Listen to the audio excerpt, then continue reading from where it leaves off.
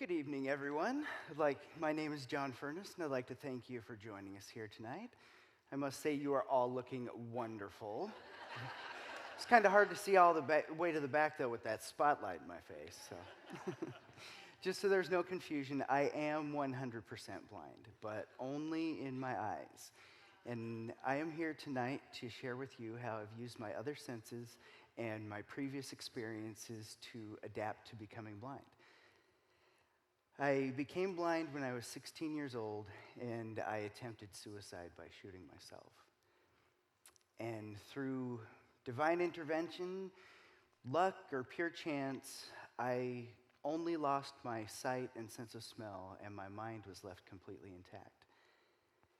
And leading up to this, for a few years, I had really been having a hard time finding my place and fitting in, and everything in my own mind, everything was this big monumental occurrence, and every event in my life had such significance put on it. But really, when it comes down to it, it was just the life of a teenager, which I admit can feel like both the beginning and end of the world. But there you go. And so for several years, these feelings built, and I tried to hide them, and finally it came to a head, and I did what I did. And a piece of advice I would give to teenagers is don't take yourself so seriously. You might feel like an adult, but really you're still kind of a kid, and feel free to be silly and just for kicks and do something just like a kid again. Honestly, 300 years ago, it would be considered a midlife crisis, but we got a lot more time ahead of us these days. I adapted to becoming blind very quickly. For instance, 2 weeks after I got out of the hospital, I changed the rear wheel bearings in my old car by myself. And I was able to do this because I had helped my father change some wheel bearings when I was about 8 years old, and I remembered all the tools and techniques and was able to do it without any problem at all. And that went a long way towards helping me cope with my blindness. I also used humor to help cope. At the same time, I used humor to hide from it and try not to accept it. I also used drugs to try and cope and hide from it as well. That sounds kind of crazy, hiding from something as fundamental and all-encompassing as total blindness, but you'd be amazed the things that we'll do to convince ourselves of something we either do or do not want to admit. And of course, this was a recipe for disaster. It pretty much describes the first year after I became blind. And eventually, my parents decided to put me into some intense counseling to help things out. When I graduated from high school, I made another brilliantly terrible decision and moved back to the little town that I grew up in. And I ended up on drugs 10 times worse than I was before. I got in trouble with the law and ended up on probation. Since most of my money was going to my drug habit, I was living in some pretty shabby boarding houses. One of them, when I was growing up, I thought the building was abandoned. It was so run down, and as a matter of fact, it was condemned about 12 years ago. One other thing that had happened is when I shot myself, all the sinuses in my forehead were destroyed, which also destroyed the natural drainage path. And that ended up causing me to have a sinus infection that was so bad, I had to have emergency surgery on my head to remove the abscess. To make a long story short, the first hospital I went to botched the job in spectacular fashion. Not only did they not get rid of the infection, they gave me another one on top of it. And when the infection recurred, it infected the bone in my forehead so much, it had to be removed and eventually replaced with a prosthetic plate. This was another time that I most certainly was watched over because the doctors that did the surgeries, it was a team of them, and they're very highly respected. They told me that most of the other people that they had seen with a sinus infection of that magnitude they didn't survive the infection. And the few that they saw that did were severely, permanently brain damaged. And so I was definitely watched over.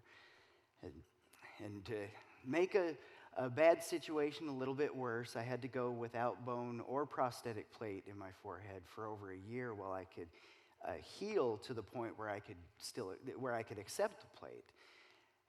Also, when I got back to my boarding house, someone I know had stolen my stereo and my X-Acto knife set I used for sculpting clay, the only two things I had of any value whatsoever. And I have to admit, talking about this has definitely stirred up some powerful feelings, but it reminds me of a joke from one of my favorite comedians, Kyle Kinane. It's like looking around in your mind and saying, oh, what's that over there? Oh no, it's nightmares!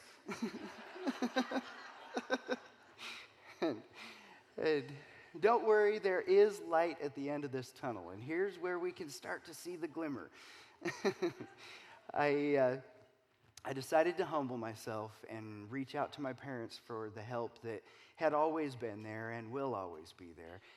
But I had ignored it because I wanted to continue my rebellious and self-destructive ways. And of course, they took me in, and through their love and support and my own rock-hard stubbornness, I was able to quit meth and to get off probation. Thank you. Thank you very much. Thank you. About that time, I started attending fine woodworking classes at a local school for the blind there in Salt Lake City. I kind of thought they were crazy at first, having a wood shop in a blind school. But I've always been interested in that kind of thing, and I've always been adventurous, so I decided to give it a try. And when I started that class, I found my calling. I found a skill and gift for woodwork that I just don't have in any other aspect of my life. And it was a very wonderful experience to be able to find that. And for quite a while, I had been having trouble finding employment because I'm not your average blind person in that I don't really have computer skills. I'm a hands-on type of guy. I like to fix things and build things and make things. So I had heard of the Emil Fries School of Piano Technology for the Blind that used to be here in Vancouver, and I thought that sounded like a perfect fit. So in fall of 2010, I came up for a 3-day trial period to see if I would be accepted to the school. And the only way I can describe the way I felt when I got here to Vancouver is my soul is home. There is a magic here that just speaks to me like nowhere else. And luckily, I was accepted to the course. And in February of 2011, I came up here and started school. And in July of 2012, I walked into one of the classrooms where I was repairing a piano, and there just happened to be a local artist there who was painting a piano for a fundraiser. And of course, the very first thing I did was put my hand in the wet paint on the piano. It's like a magnet. I don't know how to explain it. Of course, we both laugh and apologize to each other, and over the course of a few days, since we were both in the same workroom, we got to talking, and that local artist was my wonderful, beautiful wife, Annie, the love of my life.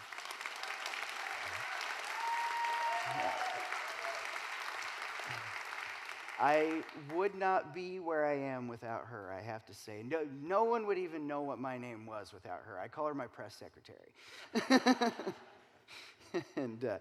And we were married 3 years later at the Marshall Center Community Gardens, where we had our first date. And she has been a very close companion with me on my woodworking journey as well. In 2016, when my piano rebuild business was starting to kind of stagnate and it wasn't really bringing me any joy anymore, she bought me my lathe, and I rediscovered my passion and love and skill for woodworking. And I have to say, working in the wood shop has taught me some very valuable lessons. Lesson number 1, don't put your finger there, stupid. Few other words that go along with that one: mindfulness and power tools. The first bowl I ever made has some of my blood in the wood because I got careless and distracted and had an accident which required 11 stitches and 8 weeks to heal. Yeah, that taught me, keep your mind on where you are and what you are doing. Lesson number 2, patience, patience, patience. I like to joke that there's a little gremlin that follows all blind people around. And when you drop something, they like to kick it so you can't find it. And sometimes they even steal it from you. I know my gremlin has a belt with a few of my tools in it. But it's also taught me you got to keep your cool. When I'm looking for that tool that I lost, it might take me a long time to find it, but if I don't keep my patience when I'm doing it, I will lose my mind.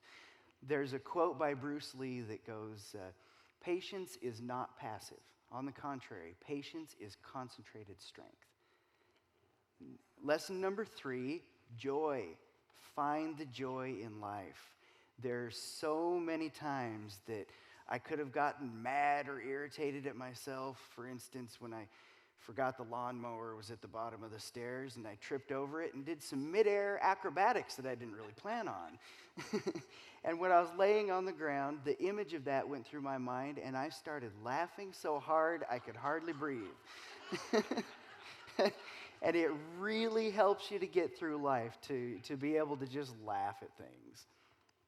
And lesson number 4, perseverance. You just got to keep on going. The second time I ever went out walking by myself, after I became blind, I was going over to a friend's house and I accidentally dropped my cane off of a bridge. And I stood there for a second and I thought to myself, well, what am I going to do now? And then, I'll walk in the gutter. Then I'll know where I am.